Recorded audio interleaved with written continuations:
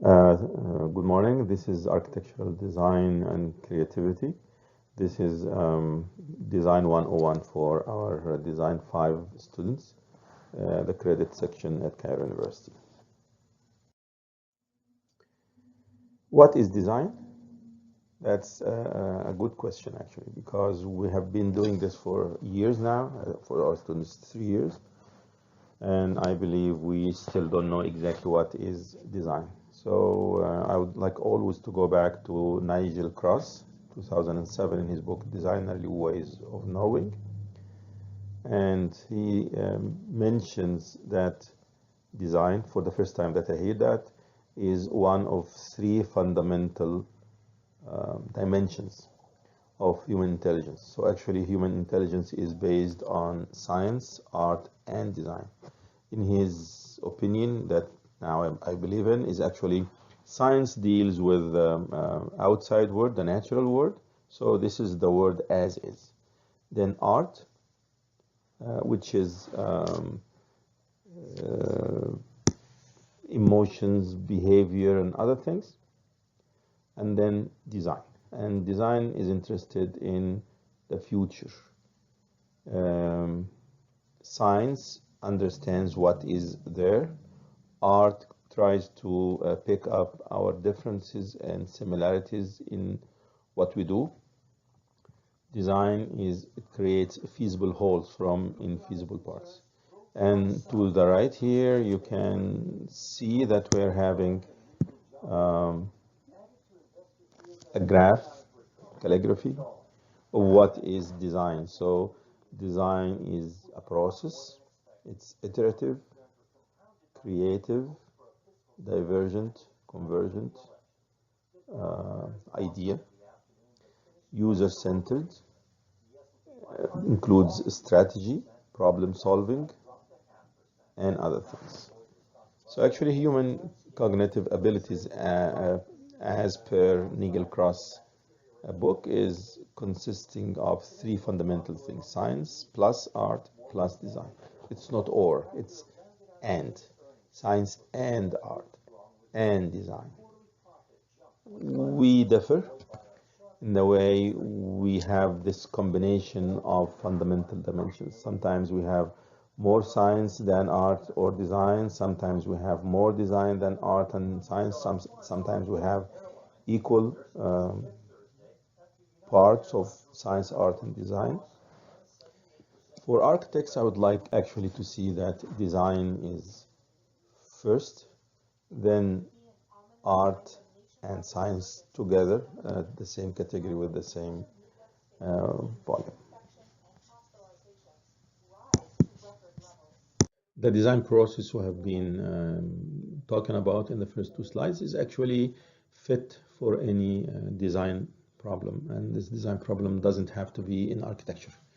In architecture, we are more interested in additional dimensions, mainly the volume of space, site, width, length, and height, relationships, time sequence, human perception, and other things. Let us go into a definition that I'm proposing for what is architectural design. So it is a process for making decisions to creatively distribute volumes of space to accommodate human activities in a comfortable, efficient, environmentally conscious, aesthetically pleasing, cost-effective, it's secured, etc. buildable format. And let's go back to them in a little bit of details. So actually it is a process. Process means that it has steps, and these steps move from one step to the next.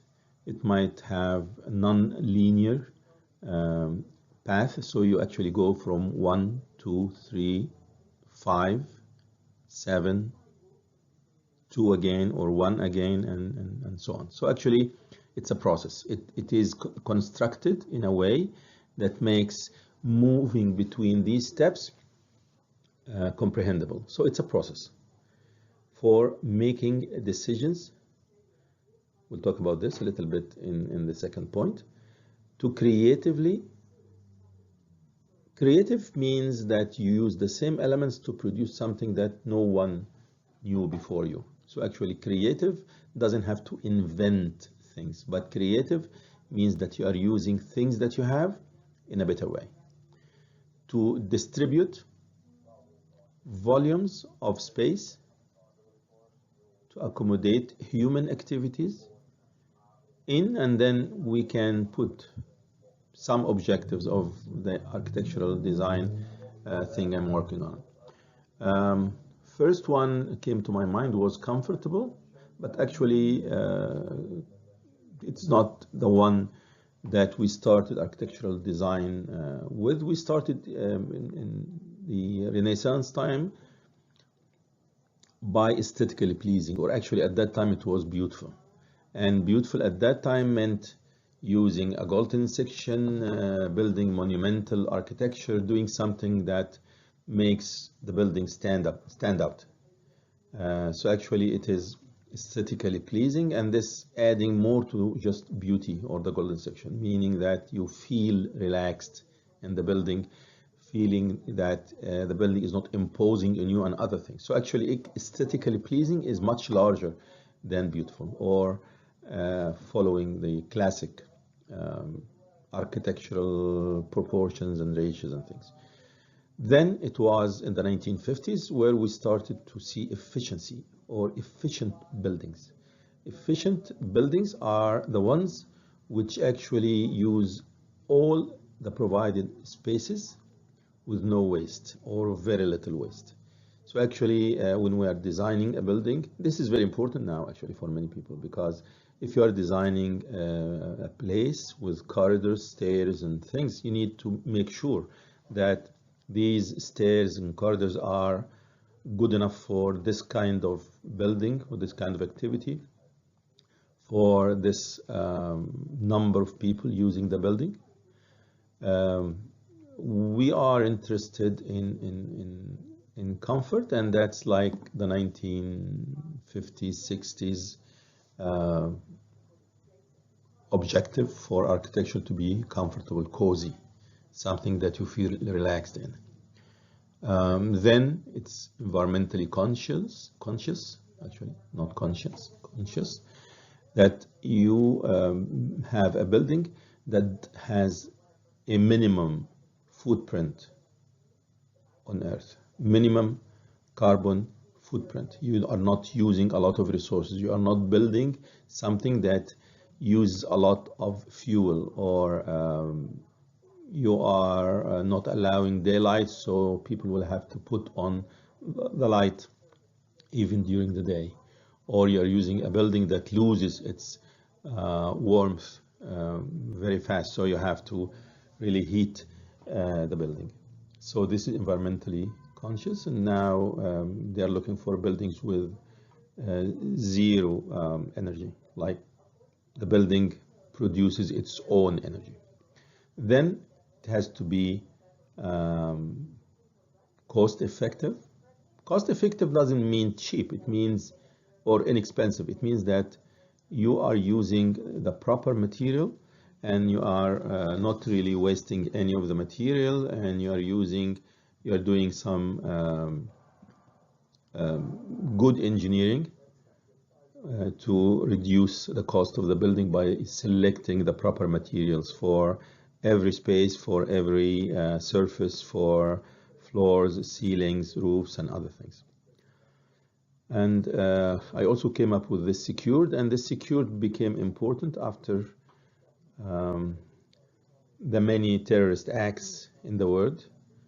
I think one of them was the Oklahoma building explosion in the United States, and then the Twin Towers and other things.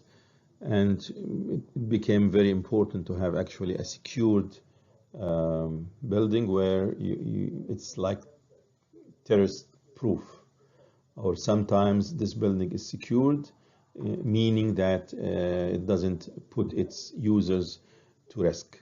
That's another meaning of secured. And many other objectives that we might come up with, but all of them should apply to the buildable format and be in a buildable format.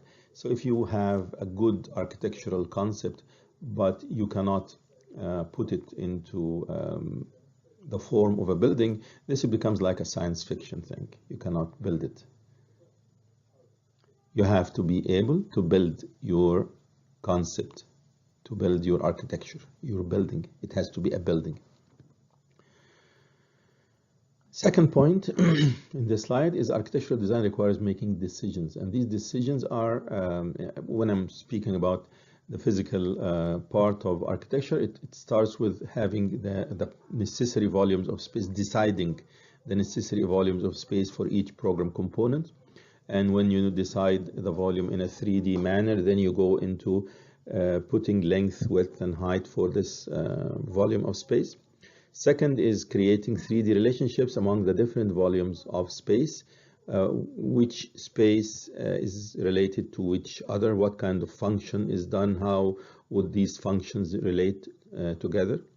And then the time sequence, which means actually how people would move between these spaces, whether they move from space 1 to 2 to 3 and then 4, or you can go back to space 5 and 6 and 7. Are they all connected horizontally or vertically? Would you start by going into the lobby and then you go to the first floor for your first function, and then you go to volume 3 for the second function on a third floor, or you go back to the ground floor for function number 5? I mean, what is the time sequence? You decide that. The architect decides that to experience the built form. Some buildings are well done, they look good, and they satisfy the needs, but actually they are not thought of well concerning the time sequence. So you don't experience this building actually in a good way. Then you decide about how would human perception happen to this building, how would people recognize it, what is the final image of this building. And you also decide on what kind of theme and type of building, openings and forms and other things you think are important. So the whole building is done through a process of design that you take as an architect to decide about all the details of the building. And I will tell you that all of these decisions are actually done after you have a concept and other things that we'll talk about in the next slide. So now we understand that the design is a process, and we understand that design is about making decisions, and that these decisions might be on different levels, starting with maybe defining the site, but actually when you have the site and the program and everything, it starts by defining the volumes of space, relationships, and other things. So for each school of design or design office, there is usually their own design thinking process. Up there in this slide, there is Stanford Design School, and it doesn't have to be architecture, by the way. So we have some steps, and these steps have titles. These titles differ from one school to the next, but mostly they work within the same sphere. Here it starts with empathize, and this word is not really used in Egypt, but empathize would mean that you start to get acquainted with something. Empathize.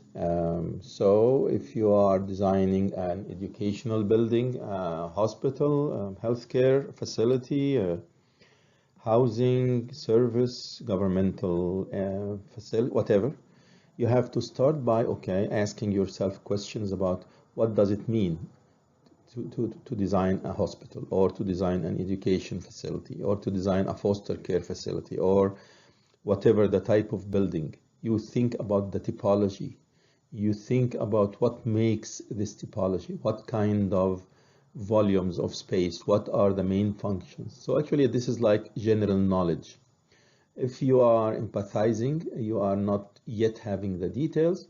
So it's not really data collection, but more of reconnaissance. Reconnaissance means that you get the overall picture about something, but no details. When you empathize and then you go into defining things, Defining would mean creating your own architectural program, your own design brief after the client gives you, or the professors, mentors give you this design brief. What is the problem that we are solving this year? Then you start to define. We usually leave in our programs an area for the student to change, to develop, to increase, to customize.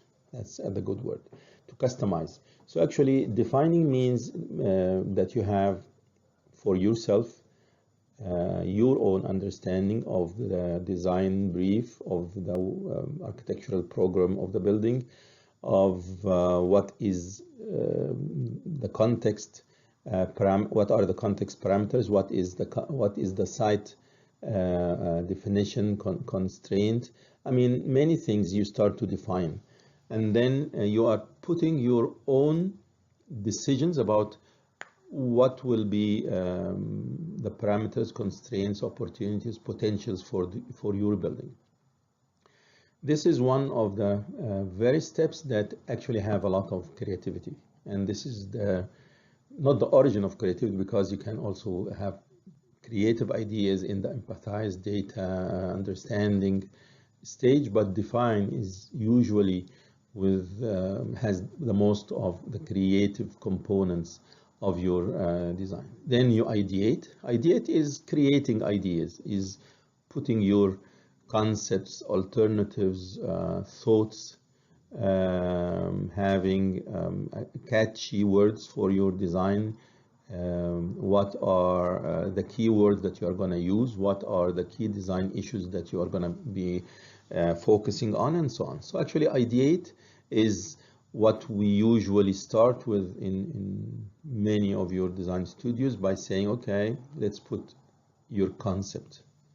But this concept should come after you have a little bit of information about your type of building, the site, the context and things in empathize, and then you define, you have some more details, and then you go into concept, you ideate things. Sometimes when we start to create a concept, your mentor or professor would tell you, oh, come on, you didn't really fully understand, you didn't really comprehend the design program, so please go back to empathize and define. So we can also go back to the first two stages. And then knowing about the concepts, knowing about the definition of the program, site, context, and other things, we start to come up with an evaluation of the concepts that we created, and we settle on one of these ideas and we start to develop it. That's what they call in this design school prototype. It might apply also to design in mechanical engineering and other things, and then you test it, or actually in our architectural design you evaluate, and then you go back into more development, or you go back into more definition, or you go back into more concept design, you go back into more evaluation and coming up with a better concept. We'll talk about this a little bit in the next few slides.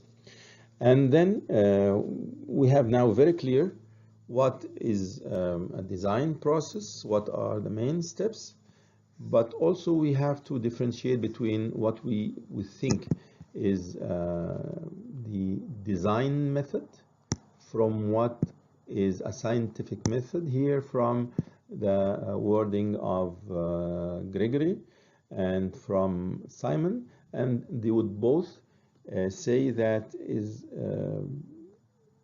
natural science from Simon. I'm sorry, maybe it's not very, I should have put this maybe in the first line, that natural science is concerned with what is there, while design is concerned with what ought to be.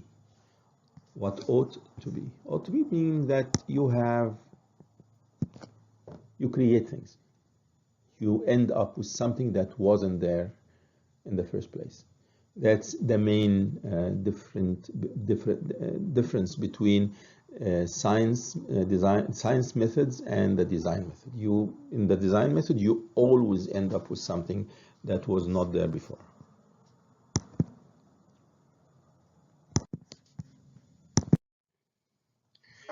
So as we have seen in the previous slide, a design process is different than science method, and we would call this design thinking 101 as of three main components: understand, explore, and materialize. In this form or these titles for the design process, we are actually using something similar to what they're doing in other fields of engineering or other design fields.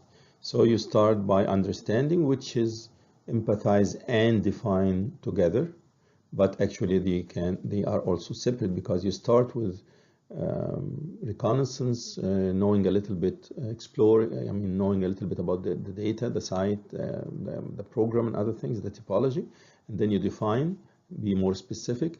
Then you go into explore, which starts with ideate, create concepts, ideas and things, and then you go into settling on one design and you develop it. That's a prototype. And then you go into materializing. Usually we don't go into that with your design studios, as we only maybe evaluate and test, but we never go into implementation. We usually go into something else that's called iterations, that we will discuss in some of the next slides. But I would like to show in this slide that design is an expression of purpose. It solves problems in the real world. That's maybe some of the science problems are not solved in the real world. And then we mentioned something about the cognition, which ties what we do to the artistic component, that we would like to have something presentable and in a buildable format, and something that we appreciate, or as we mentioned in one of the previous slides, as aesthetically pleasing. Okay, so now we have the steps. We started by reconnaissance. We did some field work to understand the typology. We read some books. We went and sought some precedents, similar buildings, similar design briefs and things. And then we come to starting our design. And as we mentioned before, we ideate in some stage. And then after the ideation, we come up with a prototype, or actually a design. Here we are only looking into this between ideation and creating a design. And in this, I'm actually putting these 1, 2, 3, 4, 5, 6, and 7 internal steps between ideation and creating the design. So actually, this is more relevant to what the RIBA mentions in their workflow, where you start with a pre-design. And a pre-design is a research, or still in the area of understanding, to inform the creation of a preliminary design brief. And then with the design brief in hand, we explore the context. The context here means the building surroundings. We mean the district or the neighborhood in which our building exists. We try to understand how would this context impact on our design of one building. So we never design one building. We usually design part of a big picture, part of a big image of a neighborhood or a district. When we add something to this building, to this neighborhood, we are adding to the public cognition of the area. We create something that will stay there for some time and will be important for the people's understanding about the area. So we have to explore the context. The context is made of streets, surrounding volumes of buildings, elevations, themes, characters, people's behavior in the area around us, and many other things. So actually, this exploration part is very important for putting either potentials, opportunities, or constraints to our architectural design of our one building that we're going to create. Then design concept might be created to fit the site and respond to the user's needs. This is where we create volumes, we create relationships between volumes, we add time, we are interested in the cognition of the whole building, we are interested in what makes a good functional and comfortable building, or environmental safe and other objectives. The concept has no details yet, but defines whether the project needs, do we need one building for this project? If we have more than one building or one building, where would we put them on the site? So location of buildings on the plot of land. Then relationship of outdoor and indoor volumes of space. This ties to what we mentioned before in the slides, that we have to define the volumes and relationships among volumes and time sequence and other things. So this is the relationship also of outdoor and indoor volumes. Do we open to the outside in volume, in all the volumes of space, or some volumes of space? Is the outdoor an extension to the indoor? Is the indoor completely private and enclosed, while the outdoor space is separate and also private? These are decisions you have to make about your building. Relationship of outdoor and relationship of outdoor and indoor volumes of space. User groups that are expected to use the building. This is one of the things that you decide, and then you decide whether these user group expected lines of movement, and at the end you put a mood board. That's the design, the first concept of the design concept.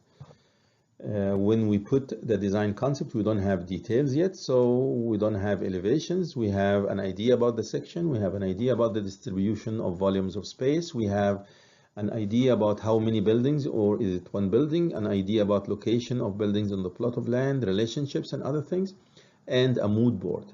A mood board is only accepted in architectural design at this stage, when you are presenting to your professors or the client later in your life. You will have to show them what your building will look like. Not in details, but you say, okay, if you know that building in downtown Luxor, Cairo, Alexandria, Detroit, we are going to build something that takes this little part of that building, and then we're going to do that, and we're going to do this. And the mood board is actually important for the kind of client you are working with. In Design 5, we accept that you create a mood board, a design mood board for your project in like maybe the 4th week or something, the 6th week. Anything after that is not really acceptable, because the mood board will then have to turn into a real design. So like in the 9th week, 10th week, now you have your building, you have your elevation sections and place of your building on the site, or buildings on the site, and you can create your own elevation sections and other things. And we are not really accepting a mood board after, like, let's say the 6th or let's say the 7th week. After that, you have to show us your own design and your elevation sections and other components of the building.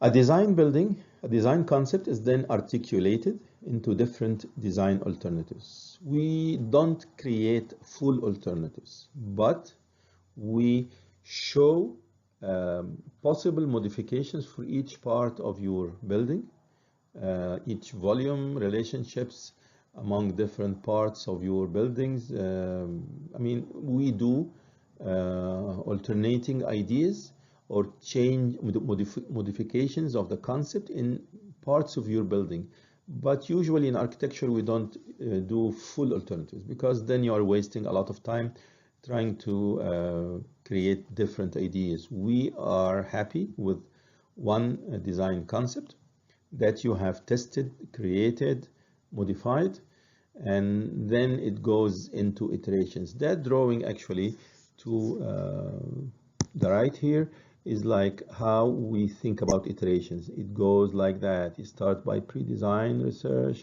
you go into design brief, you go into site study program, you go into concept, developing the concept with alternatives, final concept design, and then spatial design with details, and then you evaluate what you have done, or we evaluate that with you, and then you go back to a second iteration. What do we mean by second iteration? It's a second start where you have this building and you check it again against the pre-design research, against the design brief, against the concept that you have created, because many of your colleagues came to us during the last few years after like the 6th or 7th week, and then we find that the idea, the concept that they started with is completely now not relevant to what they have done, or that they are doing something that doesn't make the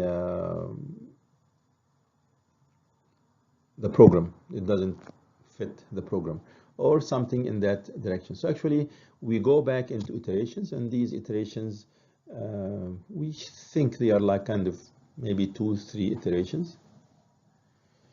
And that's the normal for design 5, meaning that you start with a concept in the first 3-4 weeks. The next 2-3 weeks, you develop that concept, and that's the first iteration. And then a second iteration will take also 2-3 weeks. And then you will go into a third iteration, maybe a third iteration. Sometimes you don't need that, but some people go into a third iteration, and in this you are making more details, you are creating a better understanding of the same design concept, you are adjusting things, modifying. But some of our colleagues actually go on with, like, if we have 14 weeks, they have 14 iterations. So they have every week not a development of what they have done last week, but a new idea or a completely different modification of the same concept. So actually we keep struggling with them. Please come up with one trend direction for your design, and when you are done with the first design iteration, you have to go into a second, but then a third might be possible, a fourth, fifth, and sixth, and even more than that. They are a waste of time, and you end up with no project in your hand to put details for. Okay, and the RIBA, the AIA, American Institute of Architects, and the Royal Institute of British Architects, and I think in Egypt also we have something similar to that. They establish the process, they put the steps, and why they do that? Because it is important for contracting an architect, and if there is dispute, how to solve it, and to actually help architects do their work. And they're not different than what we have discussed before, starting with strategic definition. Sometimes a client comes to you with a piece of land, plot of land, and whatever they are proposing doesn't actually fit. So this is strategic definition. No, I'm sorry, this project doesn't fit on this site. You either change the site or change the program. And then preparation and briefing. Then you start your research, data collection, reconnaissance, creating a program and other things. You go into a concept design, as we have discussed. You go into spatial coordination, and here we mean having engineering systems and other systems, like now you have to have low current systems into your buildings, which carries the internet, video surveillance, and other things. You might want to have In addition to the heating, air conditioning, and other things, you want to have environmental control of the outside facade. So you have like sun screens coming and going with computer work and other things. And then you go into technical design, full technical design, manufacturing and construction, which means the construction documents and things.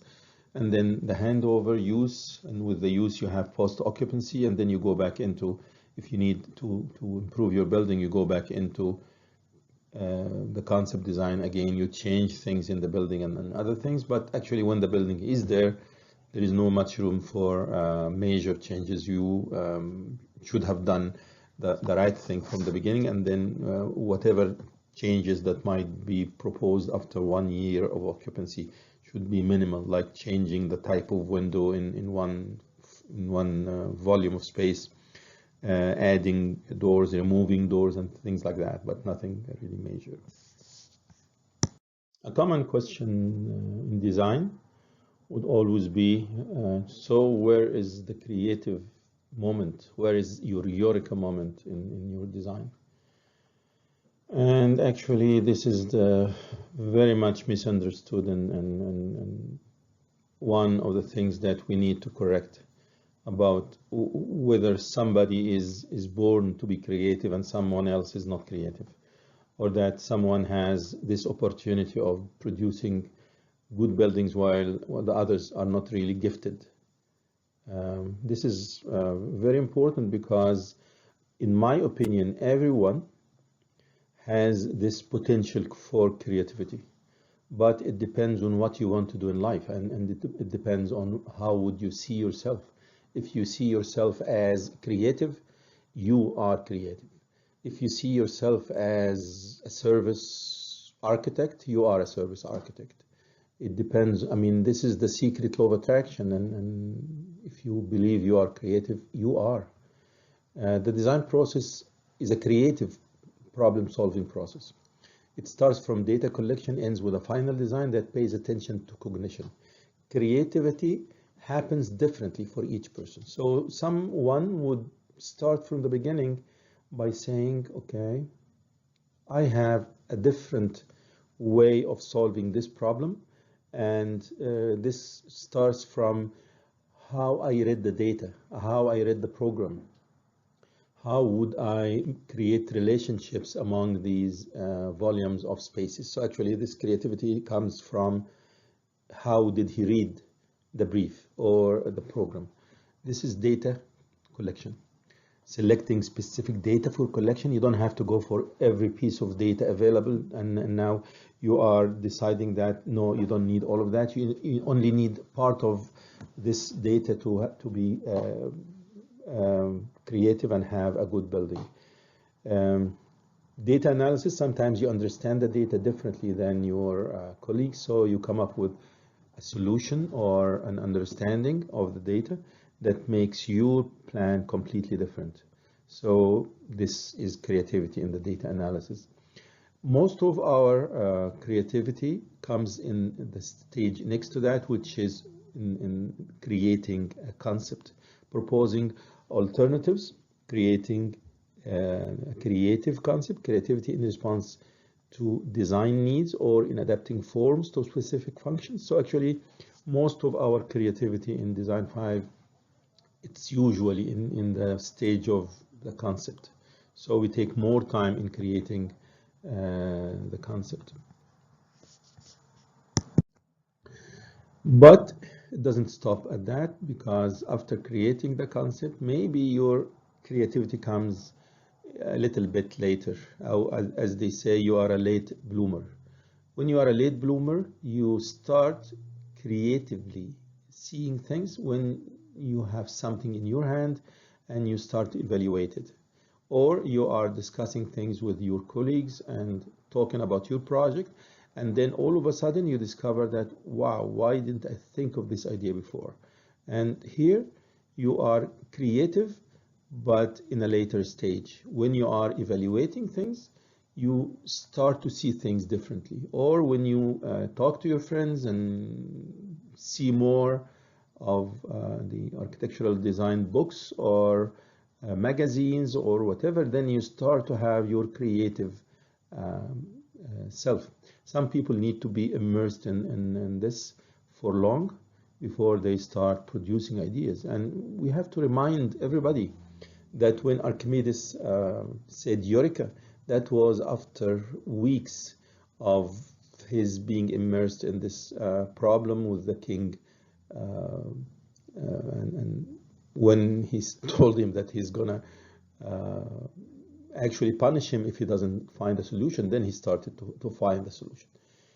So it needs immersing. It needs that you think about your architectural design day and night. It doesn't help if you are working a few hours at home or in your studio to create a design and then forget about it till the next week. You have to think about design maybe at least twice a week. So you put all of the stuff. I would actually put it on a board that I can see every day and bring it down to work on. Maybe if I'm having my class on Thursday, I work on Wednesday, but also I would work on a Monday or a Sunday, just a few hours to develop my ideas or to go and read things or to look at projects. So actually in evaluations also there is a big chunk of creativity. Developing a final design based on the evaluation and the selection criteria. Sometimes when you are done completely, then you say, okay, why did I do this? Why wouldn't I do it differently? Which is actually a final evaluation after you have almost done. But this is very dangerous because some of us architects do that, and you find like, okay, this idea is good, I developed it, I detailed it, but before submitting this project, like 1 week, you get a completely innovative, creative idea that you think should be completely done. And the old alternative that you have worked on for like 12 weeks or 11 weeks should be removed. And this is very dangerous. I really warn against this kind of idea because I believe your new idea can be incorporated in whatever you have done during the last 10 or 11 weeks. And deal with this very cautiously. You have to talk to the staff, one of us, if you really think that you have a completely new idea that you need to do. So this is what we've been talking about for the last few slides, that a design process starts with define the problem, collect information about the problem, the design brief, and the site, brainstorm to analyze and create ideas, develop a solution, build a test model, present your ideas to others for a feedback. And others here doesn't mean your professors or your mentors or the class staff, but actually you can present to yourselves.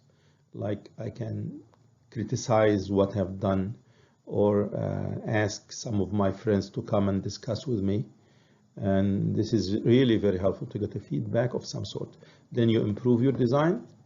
You remember that helical shape I showed before about the iterations.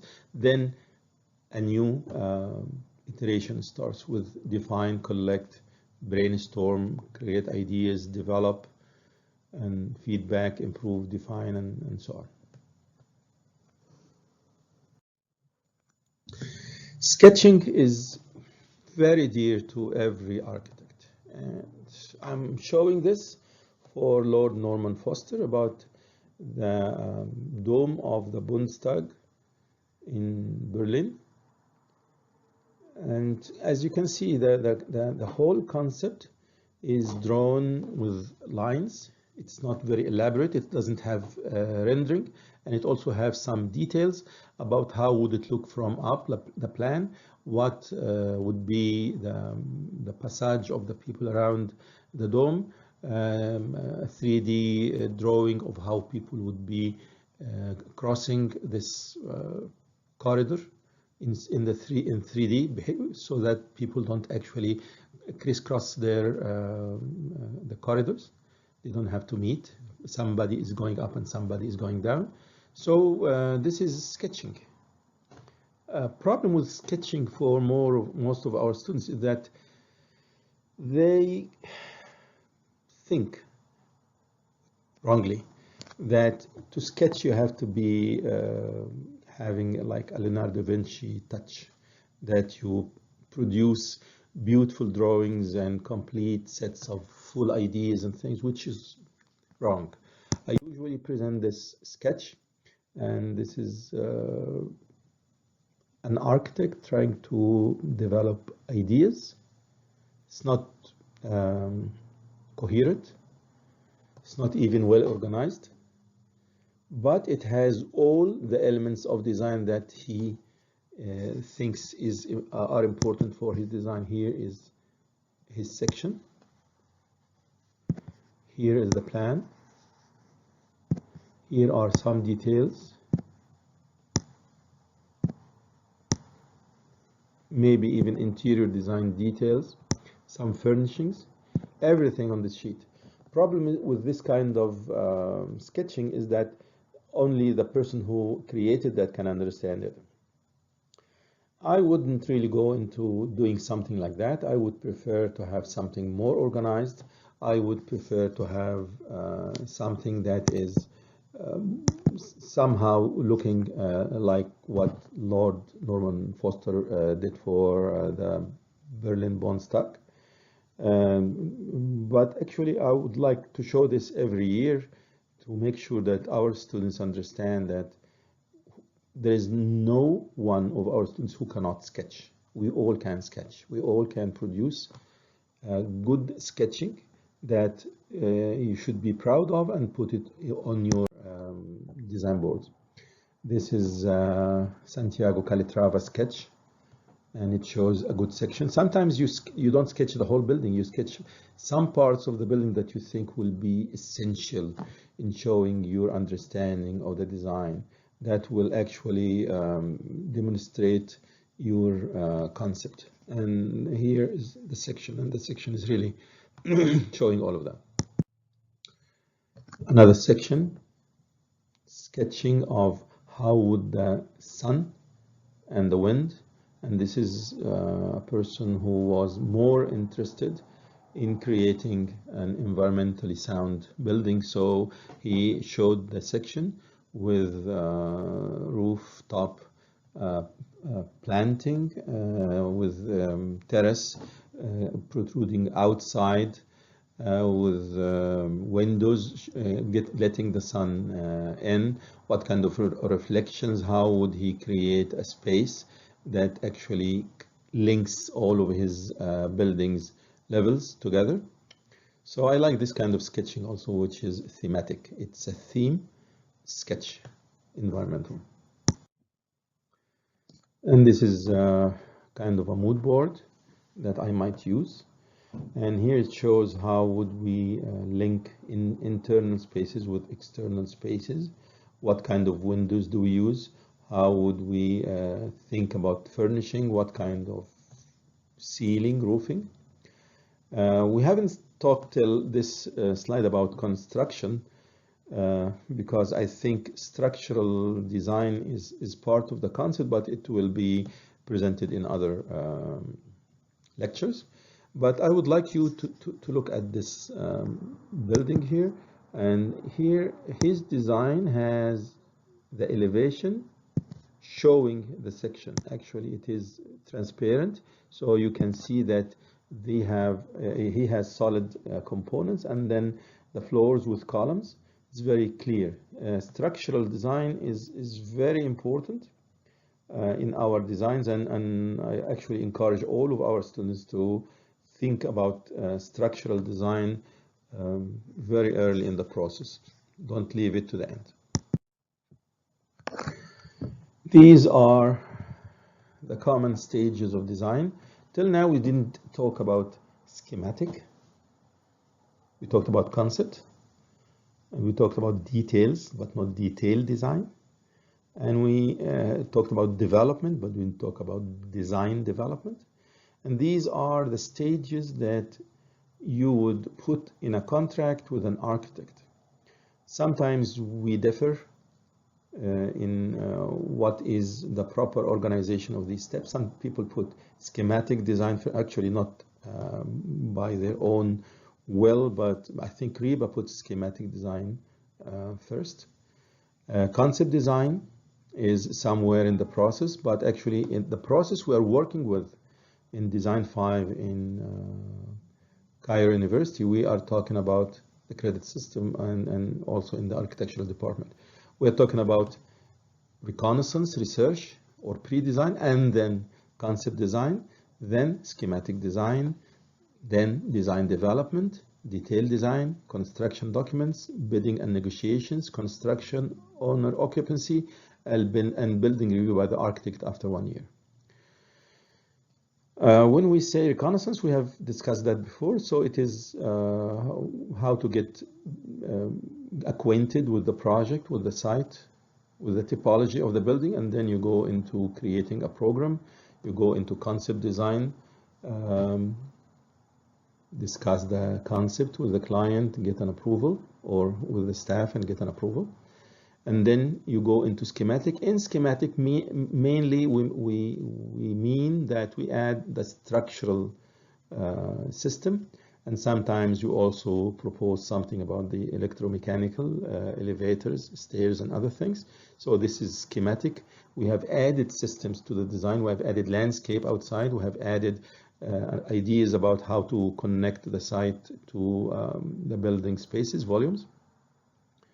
And then we go into design development. Design development, we mean that you use the same schematic design that was based on the concept, and then you develop each component of your design. In schematic design, sometimes we change parts of the concept or modify it to fit our systems that we have proposed.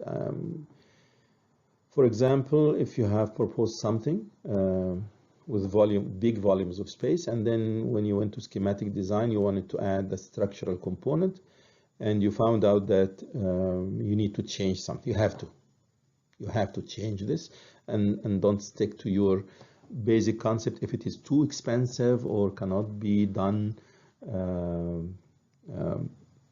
comfortably. So you might want to change that, and then whatever has changed and became a schematic design, you go into design development. Usually we don't change much here. Actually, minor changes are allowed. And when we're done with the design development, now we have a project with all the systems, structure, and ideas about fenestration, openings, sunscreens, stairs, elevators, lobbies. If you need a second skin somewhere, environmental, whatever. I mean, whatever you need for developing the design. And then you go into detailed design, and then this one project goes into different consultants to develop the parts of the deal. So actually there is engineering design for electromechanical, there is engineering design for environmental, there is engineering design for the low current internet, fire protection, and other things. And you go into construction documents and other things. Usually with design 5 and 6 and other design courses in our university, we do the pre-design, the concept design, a little bit of the schematic design, and some part of the design development, and some part of the detailed design. We never go into details of the schematic or the design development of all the systems or the detailed design, because we don't have time for that. We want to focus on architectural design mainly.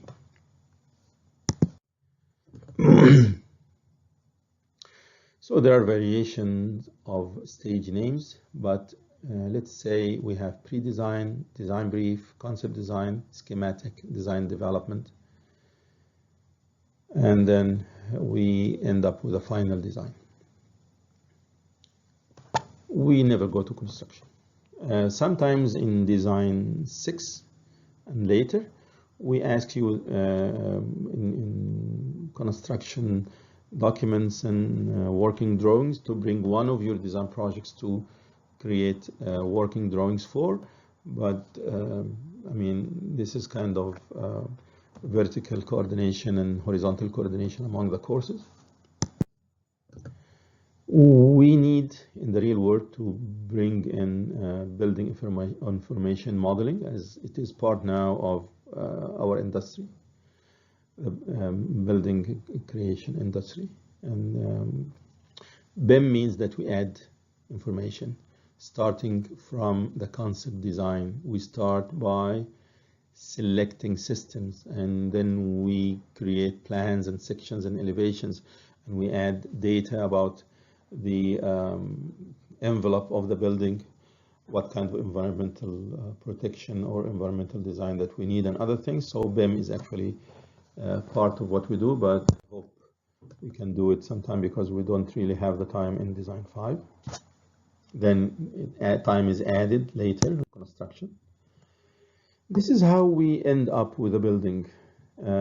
We hope that by the end of Design 5, we have created enough volume of knowledge about different parts of the building, and that we end up with a concept design that is well developed, having sections, elevations, and a good site plan.